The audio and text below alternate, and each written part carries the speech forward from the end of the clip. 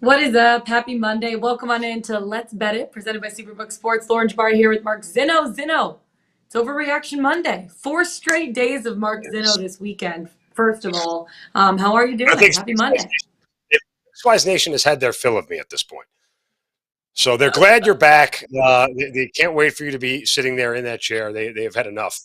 So, and if you guys didn't know, I'll say it right now, and I'll give a happy Oh birthday my shout out gosh. to my partner in crime, Lauren Jabbar. It was her birthday over the weekend. 29 once again, looking Oh fabulous and God. Yeah. fantastic as ever. But happy birthday to you. Hey, thank Hope you had a you. wonderful. Thank you. Yeah, it was a really good weekend. Had some friends in town. Looking forward to getting back in the saddle, winning our friends some bets this weekend. Lot that happened in week 13 of the NFL season. I mean, first of all, quarterbacks were like the story of yesterday, right? Let's start it out with some of these injuries that we're seeing right now. Tua went out with an ankle, whatever issue, but he said he's fine. I think he was downplaying a little bit after the game. Trevor Lawrence went down. He ended up coming back in the game, which looked like much worse of an injury than it actually was. The two guys that were actually hurt, Jimmy G's out for the rest of the season with a broken foot. No Trey Lance. Now Brock Purdy from Iowa State is going to be starting under center, unless maybe they pick someone else up, which a lot of people are screaming for Cam Newton right now. Do you see that happening with the 49ers, or do you think they stay with Brock Purdy? No, I signed Josh Johnson off the Broncos practice squad. So Josh Johnson is now on his 13th team in 14 seasons. Pretty impressive, to say the least. Uh, Brock Purdy looks like he's going to be the guy. I mean, look, Shanahan's system can't be run by anybody. It's not one that you could just grab a quarterback off the street and run it and expect to do it well. The fact that Brock Purdy has been there all year long and studying this whole thing, and the fact that they, oh, by the way, Brock Purdy was Mr. Irrelevant, Lauren. That was the last player taken in the draft last year. So he is now Mr. Relevant from Mr. Irrelevant. But yeah, I think they're content with where they are.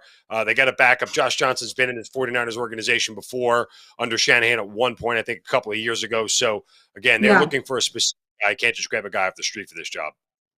Let's move on over to the AFC North because Lamar Jackson, knee injury, not season ending is what they're saying right now, but he is undergoing testing today. Harbaugh said after the game it could be days to weeks. How does that impact the AFC in general and the AFC North with the way that the Bengals are playing right now, coming off of that massive win yesterday against the Chiefs? We've seen Tyler Huntley come in before for the Ravens and win games for them. So it's not beyond to think that the Ravens could still stay where they are, lead the AFC North, possibly get a top two, top three seed in the AFC. I think all that is on the table for them still, even with Tyler Huntley there. The real question is here, Lauren, Lamar Jackson came into the season asking for a new Yeah. contract and didn't get it. He now is going to be a pending free agent. They didn't give him any money. He's got no security. You have to wonder how much he's going to rush to get back from this injury with the chance of re-aggravating again, maybe making it worse and hurting his offseason status. Now, a lot of people might not like to hear that, but that is just the raw truth that these athletes have to go through when it comes to getting their money and getting paid. A guy didn't get his contract. He's got no security. He's most likely headed for a franchise tag. I don't know how quick I'd be rushing back to risk another knee injury that could damage me long term when I haven't signed my first big contract yet. So there's a lot on the table here. I'm not saying Lamar Jackson's going to do that or he's that type of player, which by that type of player, I mean, any player who wants money because that's what they all want Yeah. and deserve. But still, I think it's part of the equation.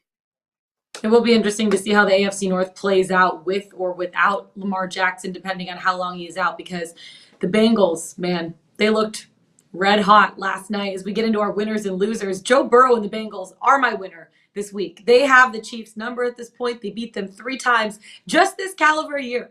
Joe Burrow, Jamar Chase was back. They played incredible together. Their defense looked really, really good. They contained Patrick Mahomes, which a lot of teams have a difficult time doing. They generated a ton of pressure without blitzing. They held him to 223 passing yards, 1 touchdown, 1 rushing touchdown. But Joe Burrow, on the other hand, completed 80% of his passes, threw for 3 touchdowns. Jamar Chase was dangerous. The Bengals could be a real deal to finish at the top of the AFC at this point. Don't you agree? Yeah, I mean, I have been as impressed by them as anybody has been, and I was not afraid to say at this point I was dead wrong. You talk about the biggest winners as we do Overreaction Monday. The Bengals are my biggest winner. The stretch that they just went on to win road win at Pittsburgh against their rival, road win at Tennessee against one of the toughest teams in the AFC, and then home win against the Kansas City Chiefs. And nobody has beaten Patrick Mahomes 3 consecutive times. Now Joe Burrow can say that he's done that. This is an impressive run for the Bengals. Still not high on Zach Taylor as a coach. I think he's got a super talented roster who's bailing him out on a routine basis, but we can have that conversation at another time. All that said, you got to give props to the Bengals for where they are right now and what they've done over the last 3 weeks. Absolute winners of Week 13 in the NFL. I love that rivalry that's developing too between the Chiefs and the Bengals at this point. It's so much fun to watch. Hopefully we get a lot more of those matchups. Can I tell you about one more winner that I have for this week? And you could probably guess it. It's the Lions putting up 40 points against the Jags. Amon-Ra St. Brown scored 2 receiving touchdowns. Backfield of Jamal Williams, DeAndre Swift, both had rushing touchdowns. Let them revel in this 4-1 stretch that they're on right now. And their only loss over the last 5 games was narrowly to the Bills because Josh Allen was able to somehow turn 24 seconds into like 20 minutes and drive them down the field and end up winning that game on Thanksgiving. But the Lions, man, I don't know what's cooking right now, but that Dan Campbell soup that he's cooking up, it's working right now for them at this point. When you look at your biggest loser, I look at this, Zeno, and I'm like, this whole game, to me, finishing in a tie felt like a loser for all of us fans. Us fans lost by watching that game. But one of those 2 teams is your biggest loser this week. Please tell me why. Well, the Giants were the loser because here's what happens in front of them. 1, they had a lead in that game that they shouldn't have relinquished. That's number 1. Number 2, they had a chance to be a little bit more – they were probably too aggressive at the end of the fourth quarter trying to kick a game-winning field goal and not aggressive enough in overtime. It's the one time this year I thought Brian Daboll mismanaged the situation. And not only that, the Washington Commanders have a week off for a bye, and they'll face the Giants again in Week 15. The Giants have to face the Eagles this week. And what's in front of them manifestly, if they lose this game now against the Eagles, they will be tied with the Commanders at 7-5-1. And then effectively they have to go to Washington to play a game that will decide whether they get in the playoffs because that's the tiebreaker game between the Giants and the Commanders. Since they have a tie against them, the first team to win one will hold the head-to-head tiebreaker. So they are going to need to get 2 games ahead of Washington to get to a wild card. And with Seattle lurking around at 7-5 right now, if the Giants don't win against the Eagles or they'll end up at 7-6-1 and on the outside of the playoff picture looking in. It's been a bad run for the Giants over the last 5 weeks, going 1-3-1. Absolutely needed to win that game at home. Couldn't do it. The season may come crashing down on the New York Giants very quickly here. That game was just, I don't even know. I don't know how the Commanders keep winning. I really don't. But they're playing hard right now, and good for them. But to be honest with you, games ending in ties, I feel like is a loss for all of us NFL fans who are watching that game in general. So we were all losers, Mark Zeno, in that game. Can I talk about one more guy before we bring in Bobby Stanley for Monday Night Football? Another winner. Actually, just kidding. Loser. Deshaun Watson led his team to a victory in his first game back. It was his defense that led him to a win in his first game back. 3 touchdowns from the defense, a kick return, a fumble return, and an interception return. And Deshaun Watson only threw for 131 yards, 0 touchdowns, and 1 interception in his first game back over 700 days. He is my second loser of Week 13. His defense, though, that Browns defense is another winner for me. I have 3 winners and a couple losers this week. Overreactions. What is your biggest overreaction, Zeno, to Week 13 here in the NFL? Well, I mean, look, the Dallas Cowboys are really good, but 54 points is an anomaly, especially 33 points in one quarter, let alone the fourth quarter of it happened. Remember, this was a 21-19 lead for the Cowboys after 3 quarters in this game against a bad Indianapolis Colts team. That can't protect the quarterback, that Matt Ryan loves throwing interceptions on. Don't make too much of this Cowboys win over Indianapolis. It says more about how bad Indy is at this point in time than anything else. I still think the Cowboys are very good, and they have a very legitimate shot to win the NFC East still. If somehow the Giants upset the Philadelphia Eagles next week, 2 weeks down the road, it's Cowboys and Eagles in Dallas, and it is a chance for the Cowboys to take back the division lead from the Philadelphia Eagles. So they're still up there, one of the 2 or 3 best teams in the NFC, but let's not get all excited about a 54-point outburst and a 33-point run in the fourth quarter last night. Yeah, and the Eagles coming off a massive win against the Titans. They blew them out. They held them to 10 points. They scored 35 points against a really good defense. So that was the Eagles really like pushing themselves to be the best team in their conference at this point. We have one more game tonight to put a bow on Week 13, and that is the Saints taking on the Bucks for Monday Night Football as we bring in Bobby Stanley, Prop Holiday, to chat a little props for this week. Bobby Stanley, how are ya? Happy Monday Fun Day. Happy Monday, guys. What's going on? Happy to be here. We're happy to have you. We have an NFC South division rivalry game tonight between the two teams in the weakest division in the NFL this season. Both teams coming off of tough road losses. The Bucks fell to the Browns in overtime. The Saints were shut out completely this week. When you look at maybe some of these props, giving us a little side dish to bet on this week, let's talk about Andy Dalton, starting under center for the Saints. Do you think he's going to be able to lead them to get some points against a Bucks defense that is top 10 in the NFL this season? I don't know if he's going to be able to lead them to many points, but I do think he's going to be pretty active tonight in the passing game. So one of the props that I'm on is Andy Dalton over 19.5 completions. And I started going through these lines, and they're getting sharp, guys. It's Week 13. A lot of overs are heavily juiced. These lines are pretty spot on, especially if there's only one game in town tonight. They know they can throw some heavy juice your way, and you'd probably still be at it. So Dalton over 19.5 completions. His pass attempts are set at 33.5, which I thought was pretty odd because he's only hit it once all season. So where's the reasoning behind this for the Bucs to lay that line? Bucs time of possession at home, most of it least in the league.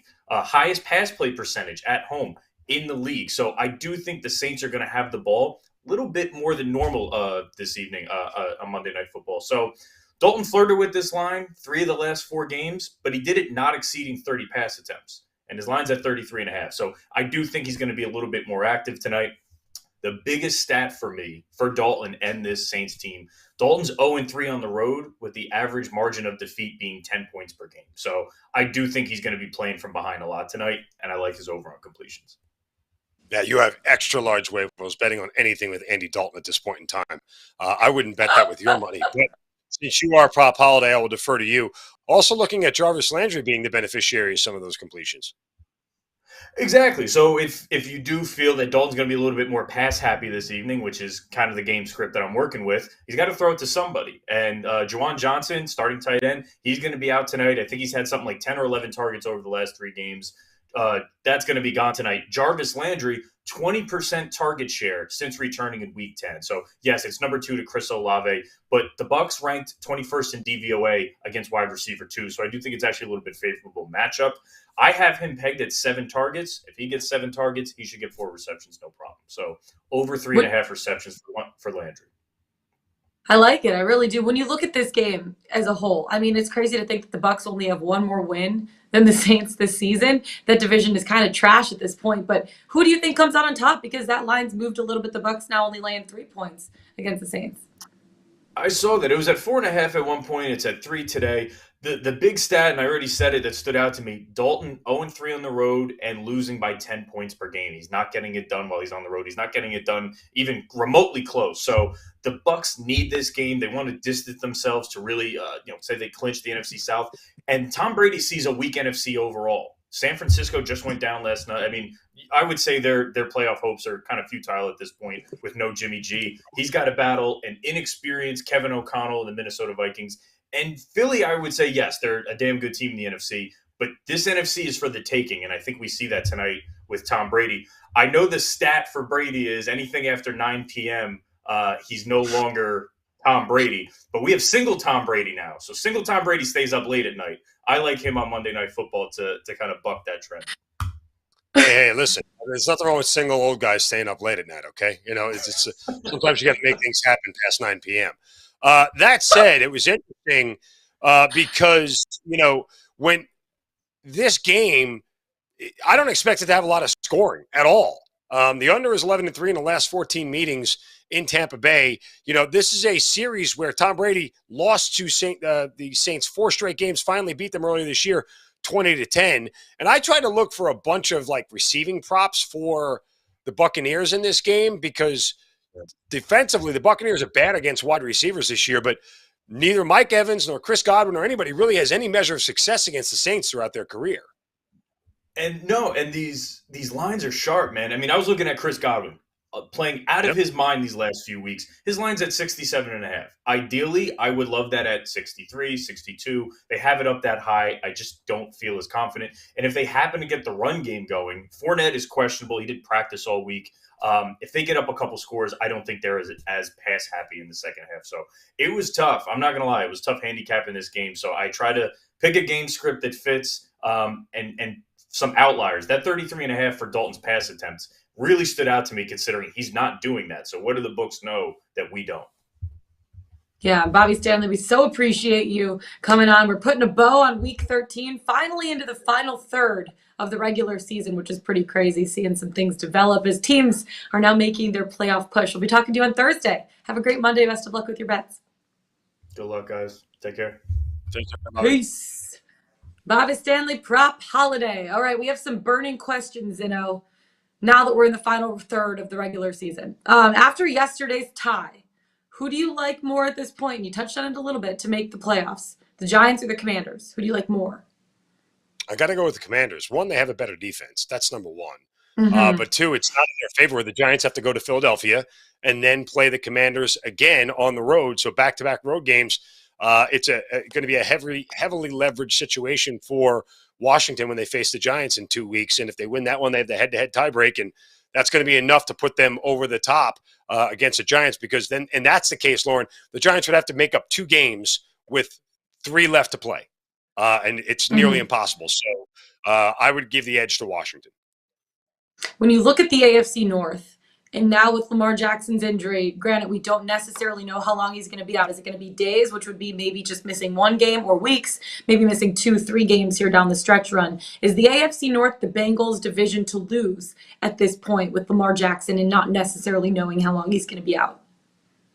Well, the answer is no, because the Ravens already beat the Bengals once, and they don't play again until the final week of the regular season. Yeah. So the Ravens are in the driver's seat. Look, they have 4 very winnable games, even with Tyler Huntley at quarterback. They got to play the Steelers twice, the Browns, and the Falcons. So this is not exactly like they're facing the cream of the crop in the NFL over the next 4 weeks before they get to the Bengals one more time. So I still think it's the Ravens' division to lose, despite the fact that the Ravens' offense seems to have sputtered over the last couple of weeks. Yeah, I mean, it'll be interesting to see how they react and what they do.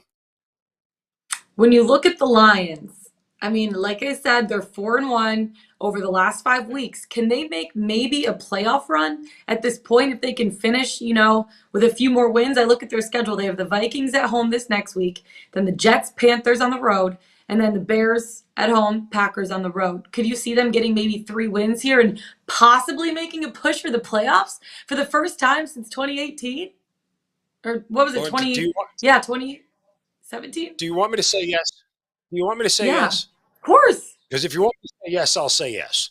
Okay? Yes. Okay? They have a shot. Look, I think they're going to win against Minnesota this week, for the record. As a 1.5 point home. Let's go. I think they're going to win. At some point in time, Minnesota has got to stop winning 1-score games. They're 9-0 in 1-score games. It's just not real. It's unreal what the Vikings have managed to pull off this year. That said, I like the Lions at home this week. You listed the rest of their opponents. They're all winnable games. The problem is the Lions have no margin for error. If they have a bad quarter or a bad half against any of these teams, it's possible they can't recover. If Amon-Ra St. Brown doesn't play or DeAndre Swift doesn't play, guess what? Their offense changes dynamically. And somehow they've got to figure out a way to slow some teams down defensively and see if they can manage to hold teams in the mid-20s. If they can do that, they have a shot. I don't necessarily, 100% believe it, but since you want me to say yes and it was your birthday, I'll say yes, they have a shot. Thank you so much. And especially with the way that the Vikings defense is playing, they can't stop a nosebleed right now. And the way that the Lions offense is playing, the points that they're able to put up recently, they do stand a chance. And I really do like them at home this weekend as well. Let's talk about the MVP race for a second, because right now, do you think it's down to Hurts and Mahomes? Mahomes at plus 125, Hurts at plus 150, and the next closest is Joe Burrow at 8-1, then Josh Allen at 11-1. Who do you think the MVP race is down to at this point? Either Burrow or Josh Allen. Plain You do? I don't like. Yeah, I don't like either one of those plays for Mahomes or for Hurts at this point. The only reason Hurts would get it is if the Eagles run the table and end up going 16-1, or something like that, or 15-2. Like that's what they would have to go for Hurts to win it. Why? Because as good as Hurts has been, like the numbers don't really support it, unless you want to talk. You add rushing numbers and everything else. But look, Burrow has been insanely good. He's completing 70% of his passes. He's got 25 touchdowns to just 8 interceptions. He has been phenomenal winning games on the road against really good teams. Objectively, you look at the Eagles. The Eagles really haven't played anybody of worth this year. They've had a really easy schedule. Yeah. They ran into the Titans this week. So, and credit to them for beating them. But when it's all said and done, you're looking at Joe Burrow being close to 5,000 yards. Jalen Hurts isn't going to come close to that. And sometimes between Burrow and a guy like Josh Allen, the numbers are so overwhelming. What's going to hurt Josh Allen is his interceptions. He's thrown 11 of them, right? Like if Matt Ryan didn't exist, Josh Allen would lead the league in interceptions. So that's probably going to hurt Josh Allen. But I would put the money on Burrow right now at 8-1. Yeah, when you look at Jalen Hurts, that Eagles team, though, is 11-1, and they're coming off a massive win. When you look at the NFC in general, the Vikings are right behind them at 10-2. I think I know your take on this already, but are they going to be, the Vikings, the number one team in the NFC, or do you think it's up for grabs with other teams? Well, look, I think they absolutely can be the number one seed. I just think at some point there's got to be some regression with the seed. Like it's impossible to continue to win at the rate that they do. The Eagles have a small margin for error. And if you look at the two schedules on the rest of the way out, that's something that obviously will determine it. The Vikings have the Lions, the Colts, the Giants, the Packers, and the Bears. And they finish up with back-to-back road games. Nobody really is – like the Vikings are clearly better than all of those teams at this point. The Eagles have a lot of division games left, which is always a coin flip, right? Look what happened to them against the Commanders, at home no less. They got beaten pretty resoundly. But they still have to face the Cowboys and the Giants twice. So they get the Bears and the Saints mashed in between there somewhere. The Cowboys would be the Vikings' best friend if they can beat the Eagles just once, right? Now, but here's the rub of the whole thing. Here's the rub. Because the Cowboys had the head-to-head over Minnesota, if the Cowboys end up with the same record as Minnesota, the Cowboys would be ahead of them. So the key is for the Cowboys to not win is to not win any other game other than beating the Eagles, and the Vikings end up with now that I just think about it too, pause on that. The Vikings lost to the Eagles earlier in the year, so they would need 2 games to get over Philadelphia. So they need 2 losses from Philadelphia on the rest of the way out. Mm-hmm. So now thinking about it, chances are slimmer that the Vikings get the number 1 seed.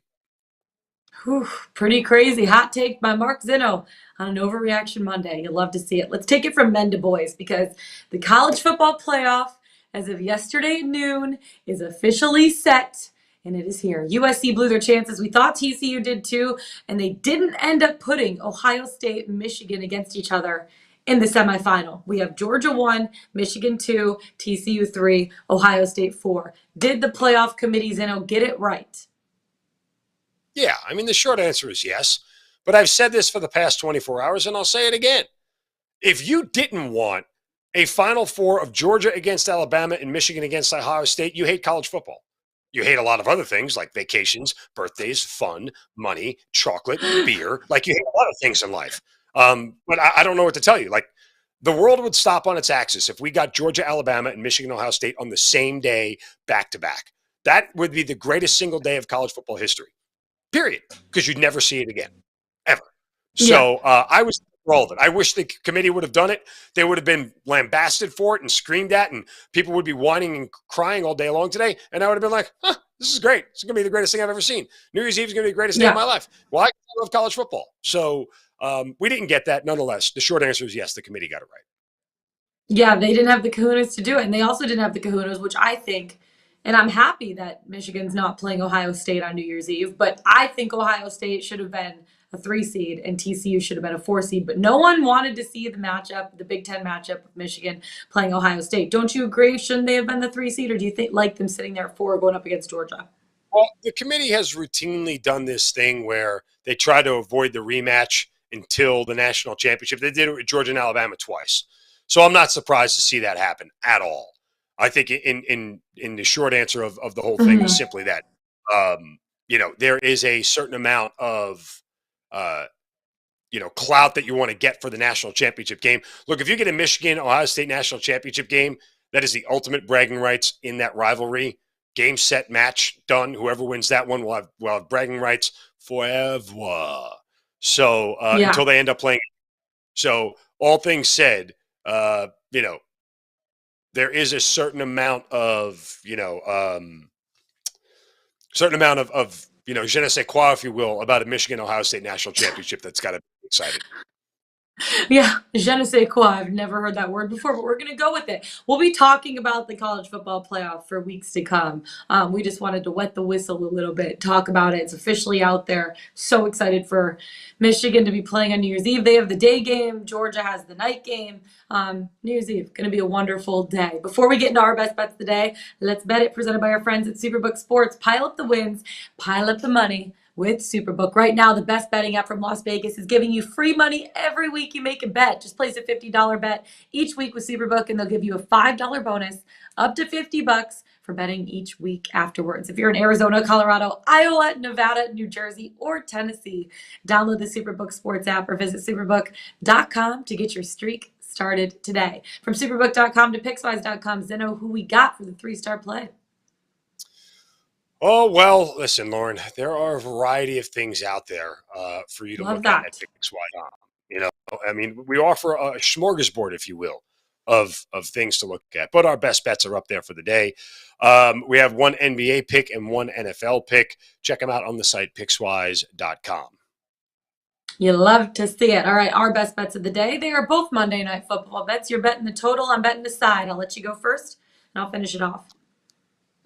Yeah, total set at 41.5 here, and I'm going to go with the trend that has been going on all season long. That is divisional unders coming in at a 60% clip. Give me under 41.5 here. Both of these offenses leave a lot to be desired. Andy Dalton, the Saints can't do anything right offensively, particularly on the road. This is also a Buccaneers defense that only averages giving up 18 points per game. You look at the Buccaneers offense, they continue to struggle by all accounts. Doesn't matter where they are, what they're doing. We all keep waiting for this breakout game from the Buccaneers offense, and it hasn't happened. I'll follow that trend as well. Divisional games have always been tight, and the Buccaneers have had a lot of trouble with Tom Brady beating the Saints. They lost the first 4 games in the series with them. Finally got off that schneid in the opener this year when they played. It was a 20-10 Buccaneers victory. Then I expect more of the same. Very slow, ugly game on Monday night, low scoring. Give me under 41.5. The game that everyone's had circled on their calendars, and the under is 11-3 in the last 14 meetings between these two teams in Tampa Bay. So if the trend is your friend, the trend is definitely favoring you, my friend. I am leaning towards the Bucs, laying the points. That line opened up close to 4.5. It has now moved down to 3. I feel way more comfortable only laying a field goal against the Saints. It is crazy that the Bucs only have one more win than the Saints this season, but the Saints have only scored 13 points or less in 3 of their last 4 games. And you look at the Bucs defense, right? They give up the 6th fewest points in the NFL, 18.5 points per game, and the 9th fewest yards in the NFL. They also have won 2 of their last 3 games. They're playing better. They're getting healthier on offense too. And New Orleans is just having a tough time scoring. 10 points total in their last 2 road games combined. That's it. And with the Bucs strong against the pass, 6th in the NFL against the pass, I just don't know if I trust Andy Dalton in this spot. The Saints are also struggling with turnovers, 21 of them on the season, and the Bucs are tied for 3rd in the NFL with 36 sacks. There's going to be a ton of pressure on Andy Dalton, which doesn't fare well for a guy that's 0-3 on the road this season, and in those losses, he's lost by an average of 10 points. So only laying 3 doesn't feel like too aggressive of a number to lay. I like the Bucs defense against a weak Saints offense, and the Bucs are playing at home. Give me Tampa Bay and Tom Brady, TB and TB after 8 p.m. Tom Brady's going to be up late, a little past his bedtime, but I think he'll be able to get it done against New Orleans Saints. That is it for us today, guys. Find us on the Pickswise YouTube channel. Go to pickswise.com. Follow us on Twitter. Mark Zeno. Other way, Mark Zeno, Lauren Jabara. We'll see you guys tomorrow. Let's get it. Let's bet it.